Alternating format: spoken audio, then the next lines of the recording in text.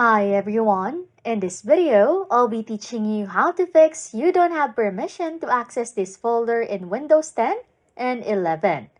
First things first, begin by right-clicking on the folder or file you want to delete. Select then Properties from the context menu, and in the Properties window, you want to navigate to the Security tab. Then click on the Advanced button. In here, you want to click on Change next to the current owner's name. Then type your Windows username. Next, just click Check Names and then OK.